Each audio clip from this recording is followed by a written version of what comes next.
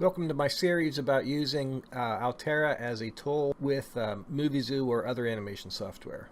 When you first open Altaira, you'll be confronted with this screen.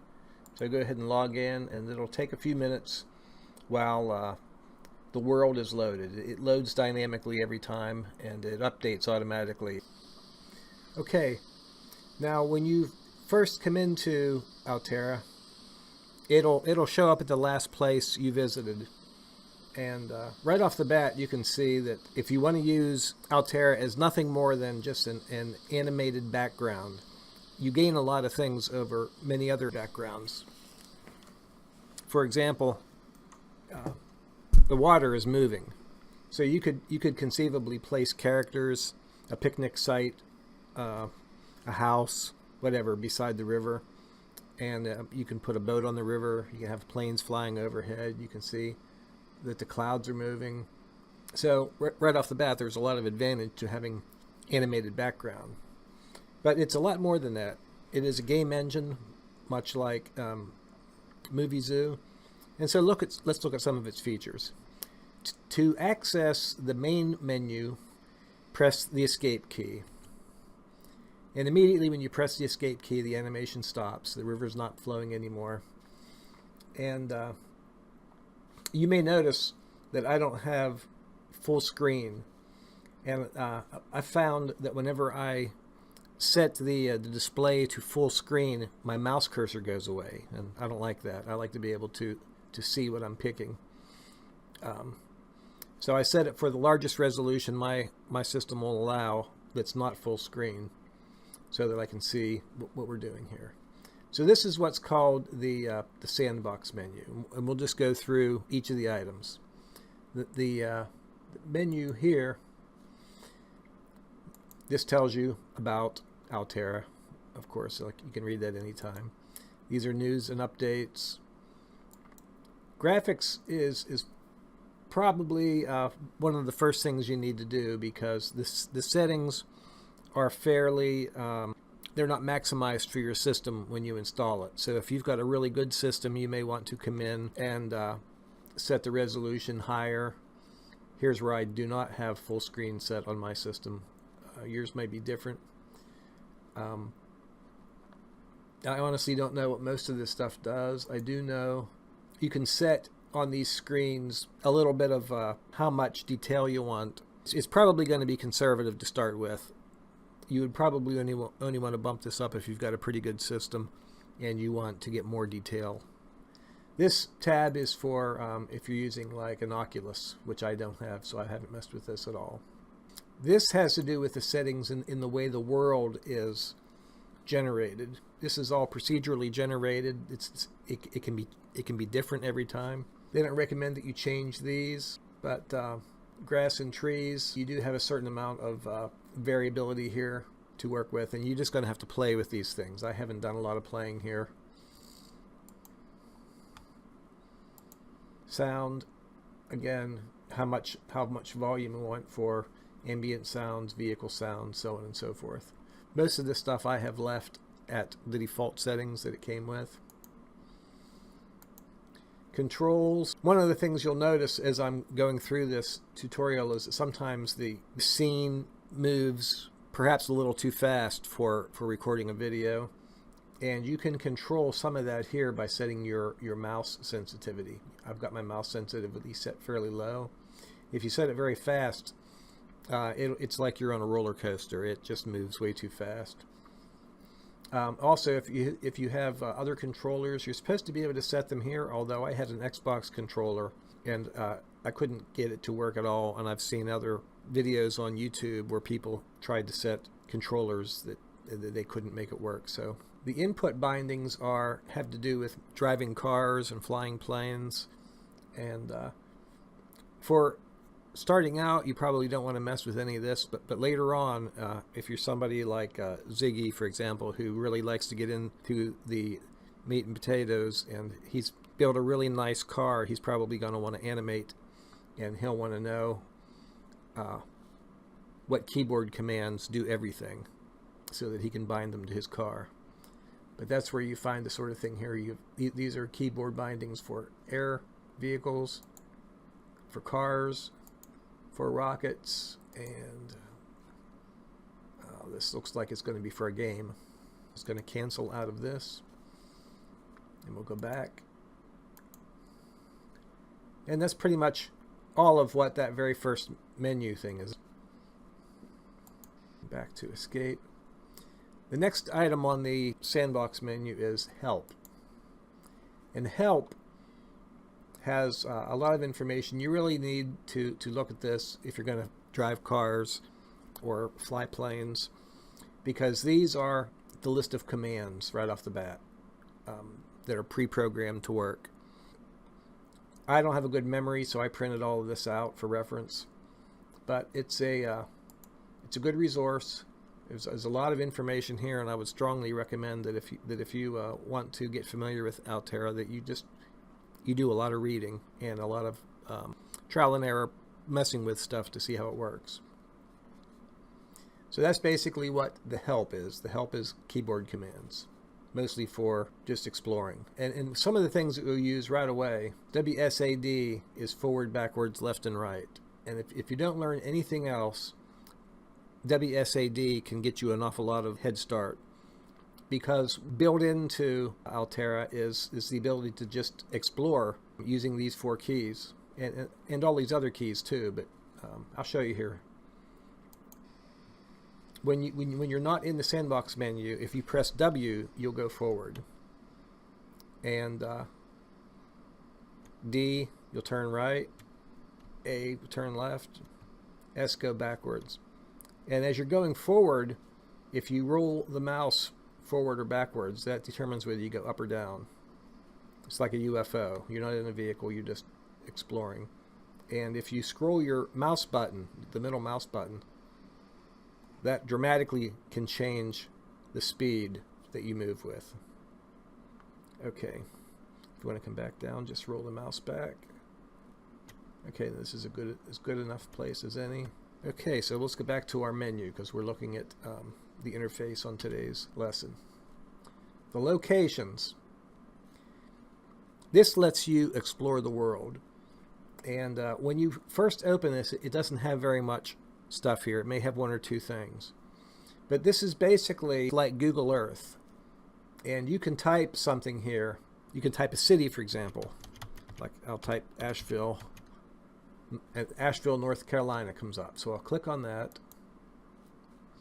This shows a Google map of the place that I just typed. Now, the information in Outerra is derived from Google Earth, but it doesn't include anything having to do with cities or buildings. So it's as though I could go to Asheville 1,000 years ago by coming to this place. So all it's going to be is trees. It's the terrain and the elevations will be like the actual area.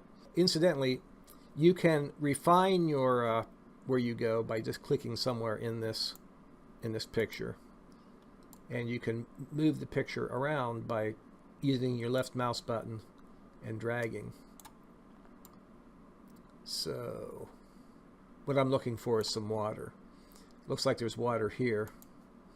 So now I'm going to set that as my location and get out of this and get out with press escape to get out of the Sandbox menu. Now it'll usually put you up in the clouds somewhere.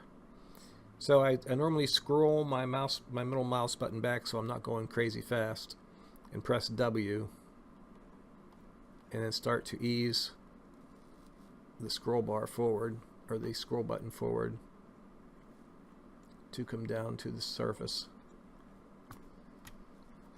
Incidentally, you can go underwater, which is where I am now. Okay, now I'm above water. And just continue to explore by pressing W and using the mouse to control where you are. Very neat. Let's go back to the menu again, escape. Let's go to another location. We'll click here, and you can also save a location. For example, if I wanted to save this particular spot, all I would do is come down here and click the save button and give it a name, and then it'll appear in this list from then on. and I can come back to it very quickly. So let's go to a place that I've already saved. I've already saved a spot in the Cayman Islands. So let's go there. Click the Cayman Islands and click Set Location. Get out of this and press Escape to get out of. And here we are in the beautiful Caymans. Notice how the water is literally fluid. It moves. And when you have boats on this water, the boats will respond to the waves and literally ride the waves. You can also set weather patterns and make it windier, darker, make it rainy. So from a standpoint of creating backgrounds and outdoor sets for Muvizu scenes, you can literally create anything. You can create any conditions, any weather conditions, any time of day, any time of year, in any place on the planet. This engine is still in an alpha state, and it will be developed further. So there are things about it that aren't what they would call done yet. And here's one of those things. This is the way they have treated the ocean is different than the way they've treated lakes and rivers. You notice when we were in the Asheville area and I went under the water in the lake, it didn't look like you were underwater. But the oceans, if you go underwater, notice how you can see a ceiling, which is actually, it looks like the bottom side of water. So you could literally create underwater scenes for your Muvizu stories, and that's really pretty cool.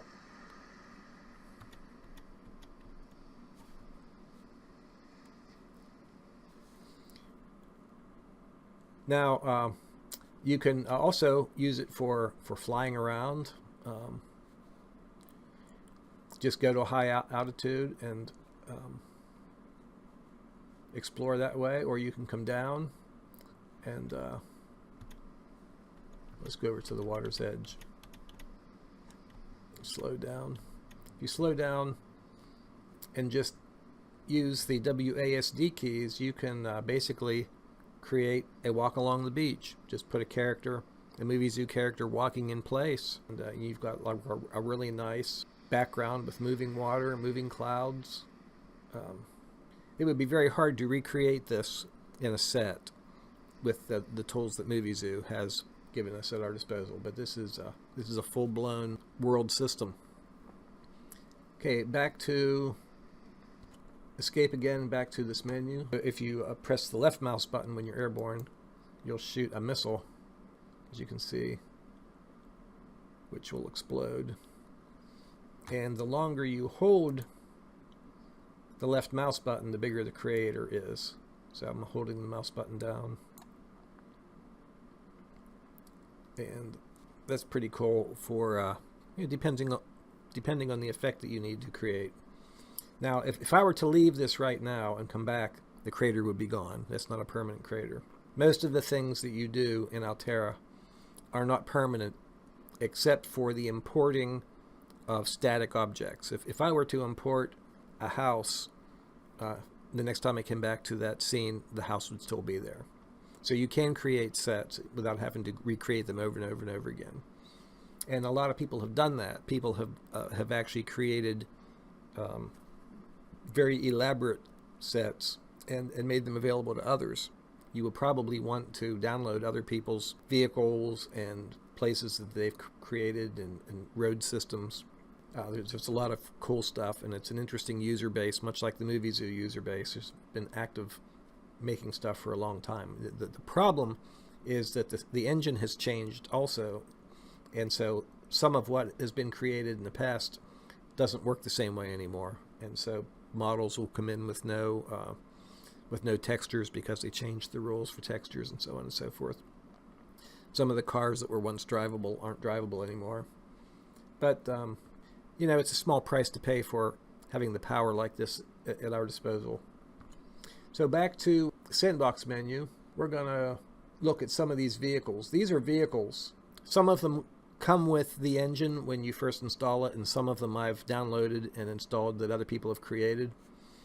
And unless you've paid the $15, you can't load anybody else's models, or you can't load models yourself. But to me, that's money well spent. It's not very much money at all. and it opens up a world of possibilities. Since we're up in the air, we'll launch an air vehicle. And like I say, there may be a handful of these that come with it, but there's a lot out there to download. And the helicopters tend to be harder to fly. I mean, it's almost like a flight simulator. It's harder to fly, and I haven't mastered that. I haven't really mastered any of this. But I'm going to take my chances on just a regular small craft. Corby Starlet. I like that one. So you click on the one you want to fly, and you click spawn. As soon as you click spawn, most of the vehicles, you'll be in the driver's seat. If you want to drive from outside the driver's seat, press C on your keyboard to change cameras. C is for camera. Okay, and C is a toggle. It'll toggle you back and forth from a view outside the vehicle to a view back inside the vehicle. So I'm going to hit spawn and press C right away. Spawn. I'm in the cockpit. So, and I'm going to crash because with planes you need to get a handle pretty quickly. If you're spawning in the sky, you're almost always going to crash unless you're pretty high, and you can get it under control. So once you crash, there's really nothing you can do except quit and come back in. And as I mentioned before, it'll come right back to the same place where I was when I exited. And this time I want to point upwards, press W, roll my mouse wheel forward to get up in the sky pretty high. Actually broke through the clouds. I don't really want to do that. We'll find a place up here pretty high, and then escape, air, and let's find that Corby Starlet again. This time I'm going to spawn and hit C right away. And you can see I need to bring the nose up. And I'm not going to talk too much about that. You're just going to have to read the controls to see which controls do what. But in a plane environment, W brings the nose down, S brings the nose up, and D and A are left and right. But there are other controls to turn left and right that don't affect altitude. But D and A both affect the altitude pretty dramatically. So now that I'm stable, let's go back to the cockpit. So now we're in the cockpit, and you can see that this might be useful in a Muvizu scene. You could superimpose your character's head inside the cockpit and create war movies or whatever types of things you need. Press C again to come out, and it's just it's really kind of cool. You can view from any angle. It can be pretty much anything you want.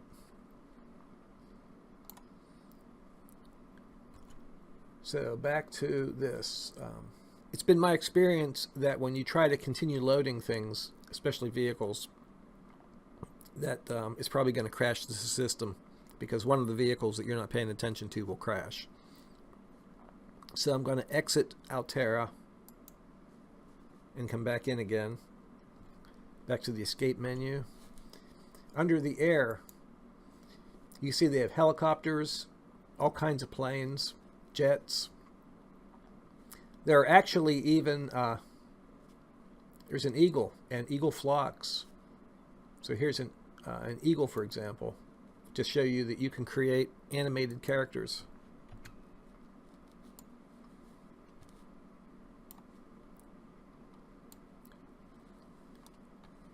The eagle casts a shadow, so if you want to have something flying overhead, casting a shadow over your village, you could literally create a dragon, a flying dragon.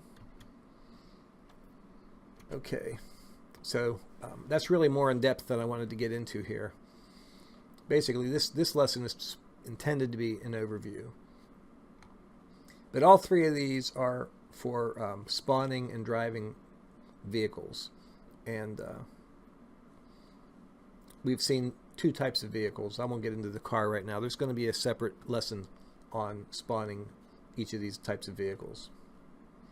Okay, so this is a desert location, and it's a good place for us to build a road. So the next item on the menu is a road building utility. And basically, in a nutshell, I think that there's going to be an episode strictly related to doing this.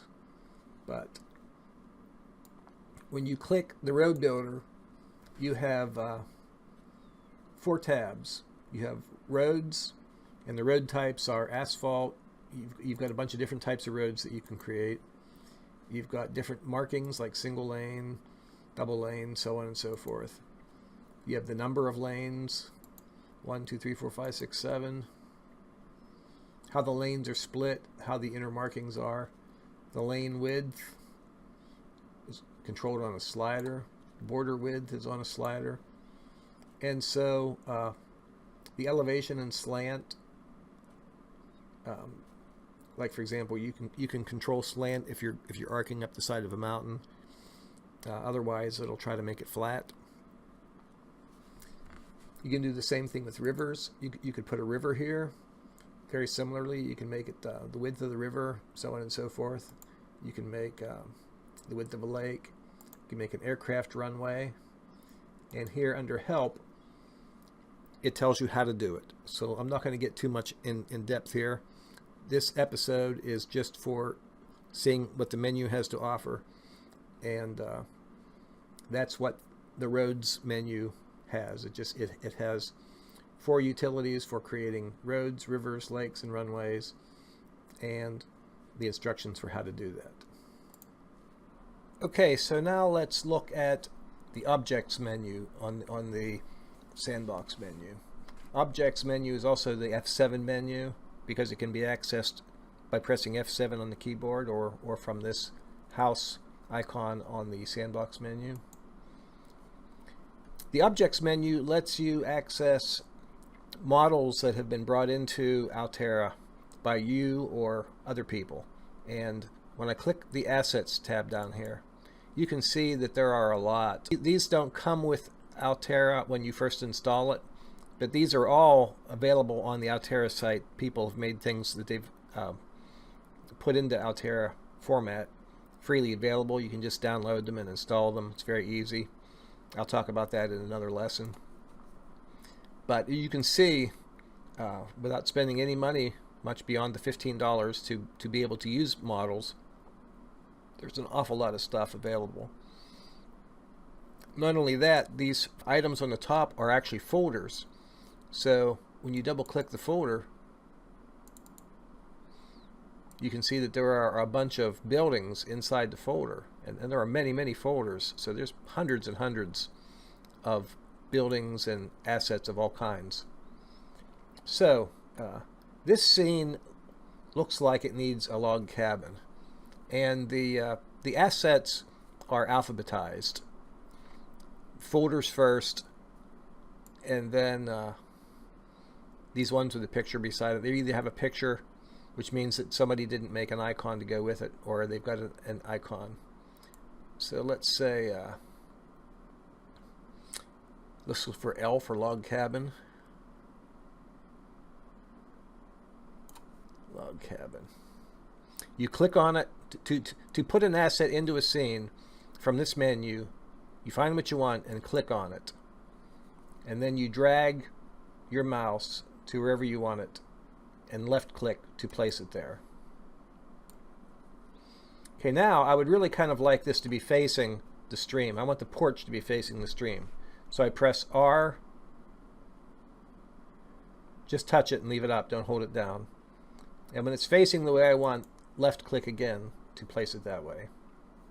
Some of the buildings have deep foundations in case they're placed on a hillside. You can get the front level, and then the back side is just not hanging in midair. And if you want to adjust it vertically, you touch tab, or hold tab rather, and with your mouse, left mouse button clicked, moving the mouse forward and backward, you can raise and lower the model, and just make a left mouse click anywhere in the scene to stabilize it. And there you have a nice little log cabin in our country setting. And be nice to have a mallard swimming in the lake. So let's get out of the S7 menu and get positioned over the water. Escape to find our menu up here, and we're gonna, under the water items, we're gonna find this mallard. And it's spawned the same way. You go to the menu, select the item, and hit spawn. So now we have a little animated mallard that can swim, and he can turn around. Change our camera angle.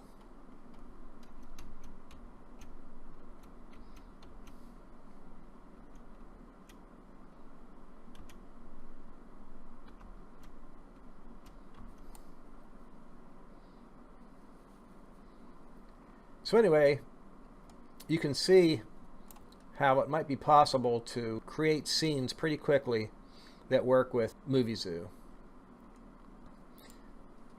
Now, another thing that's on the F7 menu is time of day down here, right beside assets. If you are trying to create a scene that needs to have like certain requirements, time or day of year, this slider here will take you from nighttime to early dawn. You can notice the shadows change as the position of the sun in the sky changes. It's brighter in midday, then it starts to see the mountain shadows towards dusk, so on and so forth. So that's a very cool feature. You can really set your scene pretty much any way you want. Can also change the day of year. So the shadows are going to be different because the sun is higher or lower in the sky at various times of the year. So also you've got an environment tab, but that's the next item on the Sandbox menu. So, and it's exactly the same as here. So we'll talk about it in the Sandbox menu. So to exit the F7 menu, just hit F7 again. And now to access the Sandbox menu, hit Escape. And the next item is Environment. The environment has 5 tabs: Atmosphere, Fog, Water, Forest, and Weather. The best thing to do is play with these to see what they do. You can change the color of the water. I'm not exactly sure how this manifests with fog. There's no fog in this scene. This changes how trees are distributed under certain circumstances and where the elevation cutoff is, like where the tree line is, so on and so forth. But this is the most useful tab here. The weather is it can be completely controlled. You can make it whatever you want for your scene. If the dynamic weather is checked, which it probably will be when you first load it, that's the default setting. What that does is it looks at the weather channel, and whatever weather these coordinates are experiencing at the moment, that's what you'll have in your scene. I personally don't like to leave this checked, because even though that's very interesting, if I want to make a sunny day in my story, I don't want the fact that the real weather in that part of the world is raining to keep changing it on me. So by unchecking dynamic weather, you can control the weather. The cloud coverage, you can see the clouds up here. You can go from no clouds at all to a little bit of clouds to very, very overcast. Rain density, right now there's no rain, but you can have a lot of rain. Now it's static rain right now because when there are menus open, all motion stops. But if I exit this menu and if I exit this menu, you can see that we've got a very rainy day on our hands. So back to the menu, back to environment, back to weather. We'll turn the rain off. And you could also make it snowy. You can make it very snowy or just a little bit snowy. And again, with the menus open, you won't see that. But it's a nice snowy day in the Rockies. Let's turn the snow back off again. Wind, you can control the wind, and the way the wind manifests is the clouds move faster, and you can control the direction and the speed. Also, the water becomes more turbulent when wind kicks up. So if I move the wind very high,